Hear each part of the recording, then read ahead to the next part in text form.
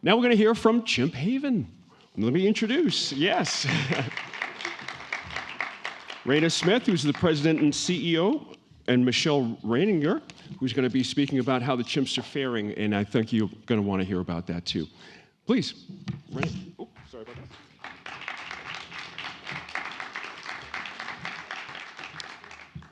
Thanks so much, Jean. And Lisa, we are so excited to be your partner in this too. We're so excited to be able to provide the happy endings for so many of these chimps that spent decades in biomedical research. So I'm Raina Smith. I'm the CEO of Chimp Haven, and just so excited to be here today. For those of you who aren't familiar with our sanctuary or who haven't visited, I'll start by just sharing a little bit about Chimp Haven and who we are. Okay, so Chimp Haven is the world's largest chimpanzee sanctuary.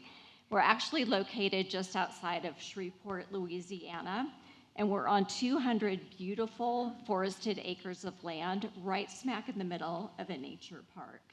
And we have 305 chimps at Chimp Haven. Almost all of them were used in biomedical research.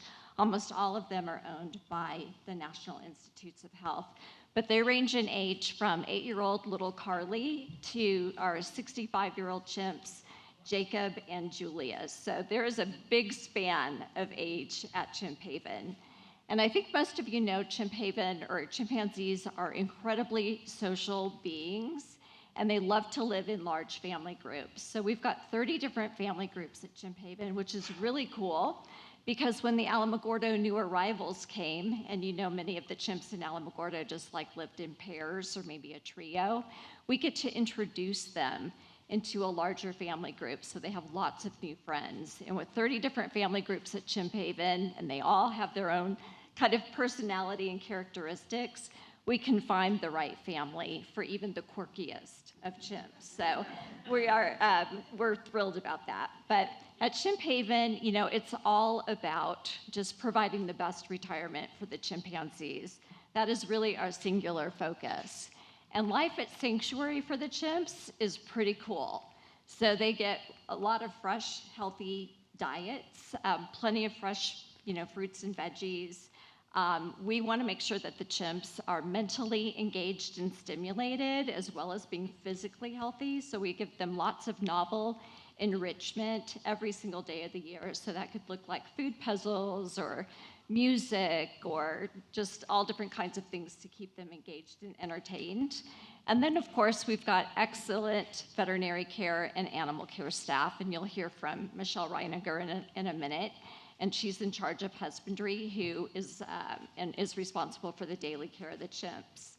So one of the most important things, though, at Chimp Haven is kind of baked into our ethos, and that is we provide the ability for chimpanzees to choose how they want to spend their days and who they want to spend their time with. And after years in biomedical research where they didn't have any of those choices, that is a big part of what we do every day at the sanctuary. Okay, so let's talk about some of the Alamogordo chimps that are at Chimp Haven. And Lisa mentioned this earlier, but back in 2016 to 2018, we actually received 74 chimpanzees from the Alamogordo primate facility. So NIH sent those chimps to us.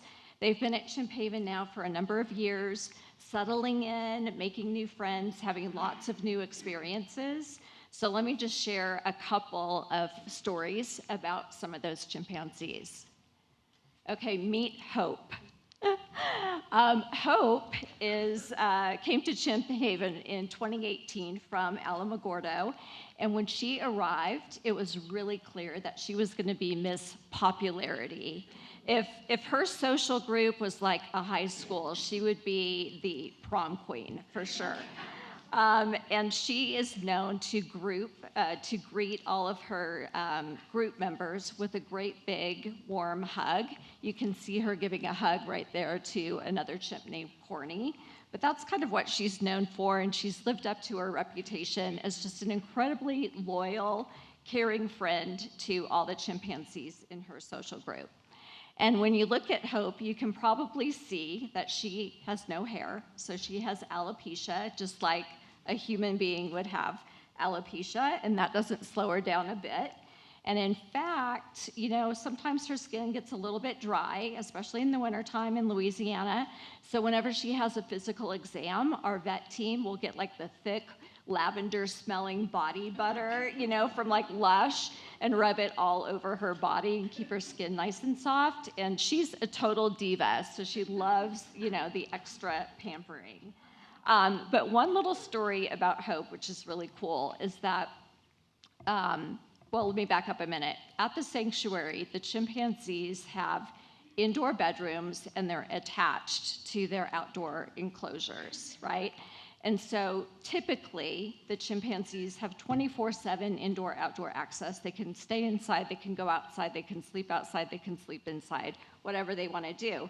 But we need to have them come indoors into their bedrooms every once in a while. We need to lock them in when we clean their outdoor habitats, or when there's like a big storm rolling into Louisiana, we might want to lock them in if there's like a tornado threat. Well, we found out that Hope, when she came to us from Alamogordo, was really reluctant to be locked inside. So we would call her in along with all of her group mates, and she would come and stand at the door, and she's like, yeah, I don't want to go in. I'm not going to go in today. So we've got to get her in. So we, through, months and years of patient positive reinforcement training, have given Hope the choice and the way to express herself. So when we call her in and she comes to the door, one of our care staff members, her trainer, will hold up like a blue Frisbee or a yellow tennis ball. And if Hope touches the blue Frisbee, it means that she's comfortable coming inside.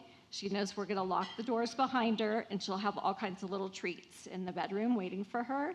But if she touches the yellow tennis ball, she's telling us, I'm not feeling it today. I don't want to come inside. And we honor that. We respect her choice, and we'll clean another day. And I think that trust and that relationship that we've built with Hope is just one small example of the type of relationships that our incredible care staff, build with each and every chimp at the sanctuary. So that's Hope's story. And then next up is TJ and Nicole. Have you ever seen two more beautiful chimpanzees? They are gorgeous. We think that they would make a superpower couple, but they're just friends. So they hang out together on tall structures in their play yard, and they snoop on their neighbors. They're really super nosy. But they're in a group of 18 chimps, and they recently were just introduced to another chimpanzee named Henry. Henry is our only former pet at the sanctuary, and he lived in a garage in Houston for about 15 years. And so you can imagine, when he finally was rescued and came to Chimp Haven, poor Henry didn't even know he was a chimpanzee. And so he had to learn all the appropriate chimp social behaviors. And so he's got all kinds of quirky little behaviors. But TJ and Nicole are super good friends to him. He's also in Hope's group, so she's given him the big hug. And Henry's doing really well now at the sanctuary, and everybody accepts him. And it's just really heartwarming to know that, despite their backgrounds, despite their ages, they can make new friends, have new experiences, and have an incredible, second chance at life. Okay, moving on to the final 21 APF chimps. So last November, NIH decided that they were going to move all the remaining chimps in Alamogordo to sanctuary. Finally, after your decades of advocacy and support, it finally happened, and it almost like it happened overnight. So they notified us in November, and we had the first chimps on a transport vehicle in January. So between January and March of this year in 2025, we had 4 transports to move all 21 chimps to Chimp Haven. And they did great on the transports. They had unlimited, warm blankets, pit stops, little treats and juice along the way. They would arrive to Chimp Haven in the middle of the night, and we would move them, and they would settle into our welcoming center. And that's where they can, just settle in to a new environment, start making new friends, and just hang out a bit while we get to know their incredible personalities. We're in the process right now of building a building edition for the new Alamogordo chimps. So we've got 16 chimps that are in our welcoming center, and we've already introduced 5 to other larger family groups around the sanctuary. But we're super excited to have that building edition done, probably like late fall, winter time, and then we'll be able to move the chimps into their new spaces. This is all of our staff, super excited, welcoming the last of the 21 Alamogordo chimps to the sanctuary. So we had to make a big sign and, of course, take a picture and film it. So these are the 21 newbies, the new arrivals. And I'm going to turn things over to my colleague, Michelle Reiniger, who, again, is director of our colony director at Chimp Haven. And she's going to tell you a little bit about some of these newbies and how they're settling in. Thank you.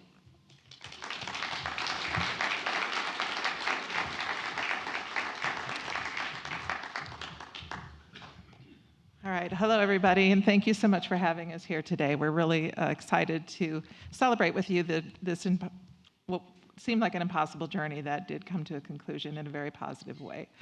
As Raina said, I'm the colony director at Chimp Haven, so my job is basically to oversee all of the care staff who get to do the fantastic job of providing the day-to-day care for all of our chimpanzees. And so no day is ever dull, I'll tell you that. We get a lot of personalities to work with, and we have about 1 million stories, but unfortunately I have a very limited time, so I'm just going to share a few of them with you. Okay, so as Raina kind of mentioned before, one of our ethos at Chimp Haven is that we believe that chimps thrive and do their best when they're in large family groups, and we like to make those family groups not only large, but also multi-male, multi-female.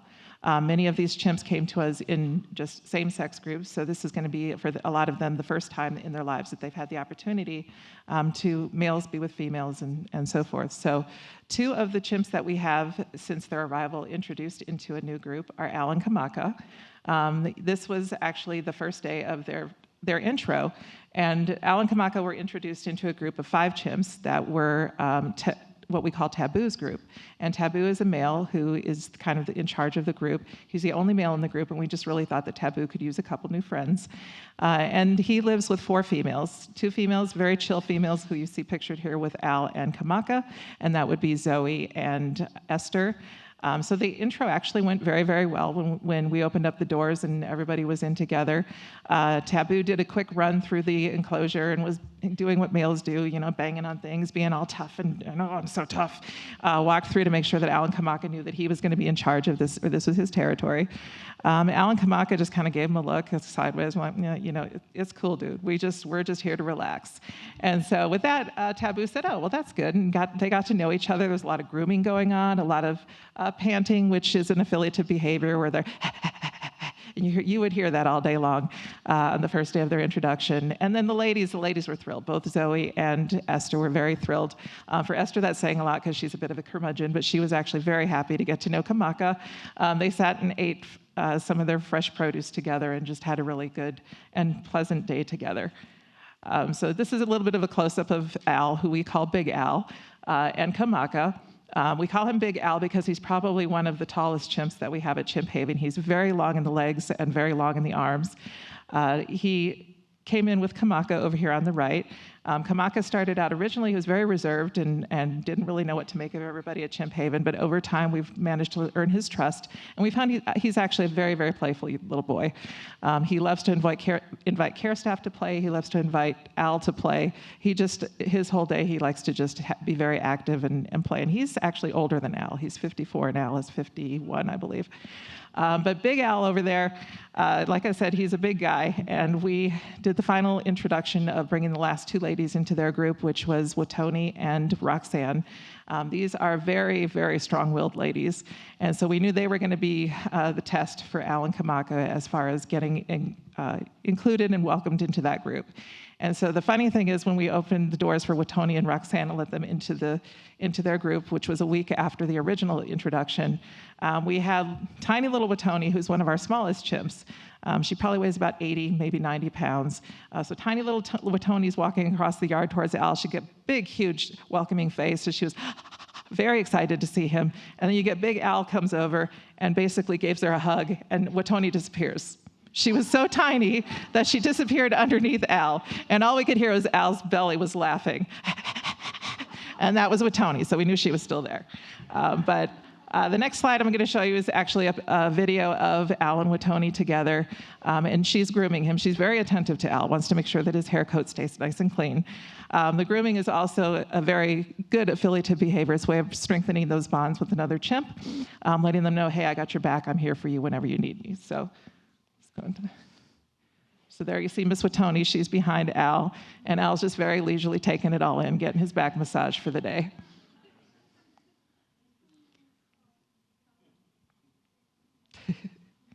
And Al is very popular, not only with the other chimps, but also with the care staff. I will tell you that he's a very popular guy. All right. We also had, as Raina kind of mentioned, we had a group we call the Golden Oldies. If you look in the top right, you'll see Julius. Julius is actually 65 years of age, which is pretty old for a chimp. In the wild, they're considered to be geriatric at the age of 35. So, but in captivity, because they have regular health care, if they have good diets and good care, they can actually live into their 60s and 70s. Julius is 65, which is, again, an older age. And so but he's still going strong, and he has been living with Little Rose, who's over here in the bottom right-hand corner. We thought that they needed some new buddies, but of course, when you're dealing with chimps that are a little older, it takes a really special type of chimp to be able to introduce into that group and grow that family larger. And so we were very pleased when we got these three ladies, Faylene, Nicole, and Olivia, because we thought, you know what, these guys are just exactly the right speed for these two. And so we introduced them all together as a group, and they hit it off really well right from the beginning. Nicole in the center was a little bit of a troublemaker to begin with because she is, how can I explain it? She's that awkward friend everybody knows that just doesn't understand social cues. So she came in and she fell instantly in love with Julius, wanted to be around Julius all the time. She wanted to be touching Julius all the time. She wanted to play with Julius all the time. As I said, Julius is 65 years old.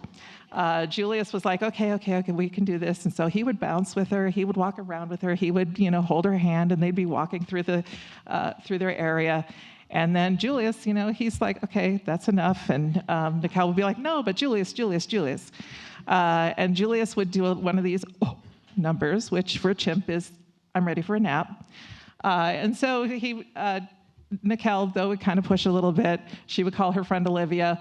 Little Rose would come to back up Julius, and they would kind of stand there, and there would be a little bit of a squabble, but then it would quickly settle down, and eventually Nicole has learned, thankfully, to respect Julius's boundaries. So they actually do very, very well together. All the ladies sit in a big grooming party during the day, and they're just a really great group. They're a really fun group to follow.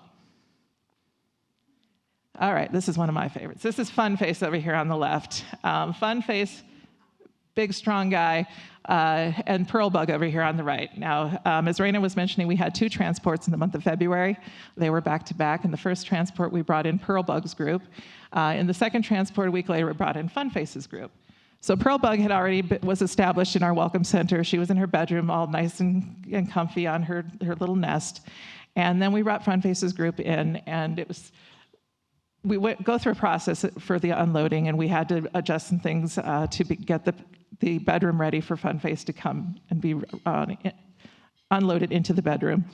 So we're in the process of doing all these things, moving things around, and all of a sudden we look over, we notice that the transport of Fun Face is going like this. And look over, and Fun Face is inside of his transport very slowly, moving his transport closer and closer and closer to the side where Pearl Bug is. He wanted to go and make his own introduction. So we said, no, we can't do that. So we told him, you're going to have to wait, Fun Face. So we pulled him back over, unloaded him on his side.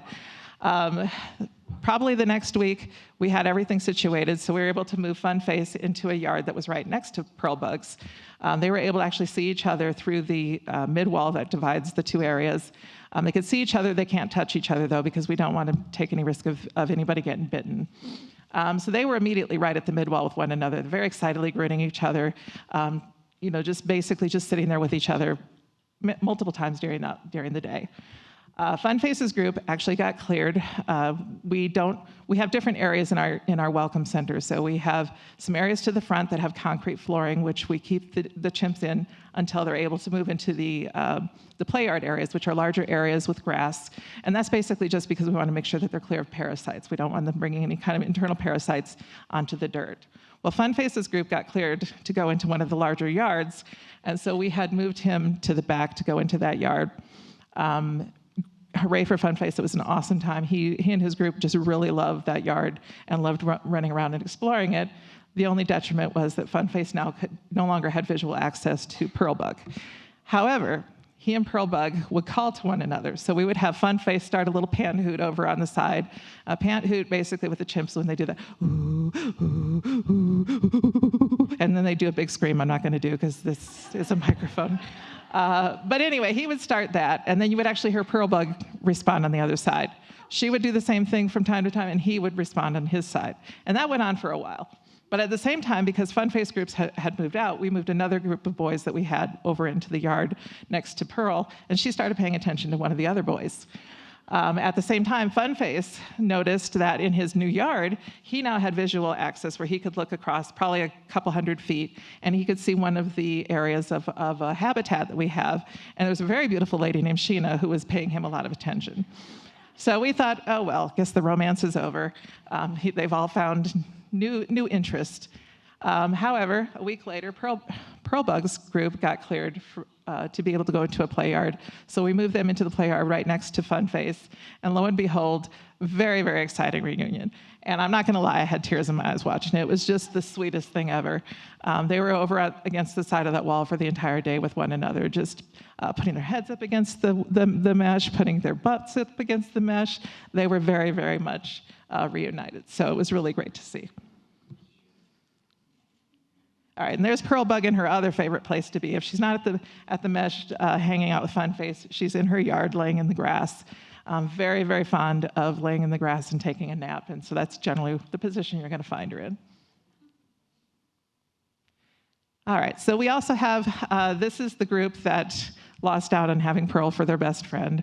But this is a wonderful group too. Henry in the center is a 62-year-old male, so he's the oldest of the chimps that were brought from New Mexico just recently. But you cannot tell him he's 62, age is just a number. He's very, very energetic, loves to run around his area, making lots of noise and keeping the other two younger males in place. And so Shogun over on the left, he probably is the biggest of all the chimps. He's even bigger than Al. Has a very large head, but he's a complete goofball. He's hilarious. He's a lot of fun to play with. And then Guido over here on the right, kind of a troublemaker. I'm telling Guido, he likes to go over and the yard that he's currently in right now is actually, it's at our welcome center where he's between two other groups. And so he likes to go over and antagonize one group and then go tell everything that he's done to the other group and get congratulations from them. So he gets reinforcement for that bad behavior, but he's a big goofball too. And then this is Fun Faces group. I had to put a picture of them up there just so you know who else Fun Face is in with. This is a wonderful group of boys. They all have their own unique personality. You got Nazrat there in the center, you look at him to begin with, and he's very, very stoic. Seems like he's just very serious. All you have to do is say his name, lights up like a Christmas tree, big, huge play face, and then he's like, let's go, let's play tag, and you got to run around with him, and he's got a lot more energy than any of us do, but big old male. Fred over here on the right also loves to play, also loves to be up on his structure, and he's also found a lady over in our habitat that he likes to give a wink or two to as well. And then we have Thaddeus down at the bottom, another one who loves to play, and then Mr. Burt. He's very, very people-oriented.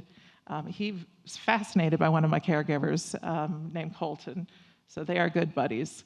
And so he gets very excited every time Colton comes into his area to either give them their food or to clean. So, but yeah, I just want to take this opportunity to thank everybody for all of the persistence, the dedication, everything that was done to help these chimps come home to Chimp Haven. We are so thrilled to have them. And we're just grateful to everyone for allowing us to give them the chimp life. Thank you.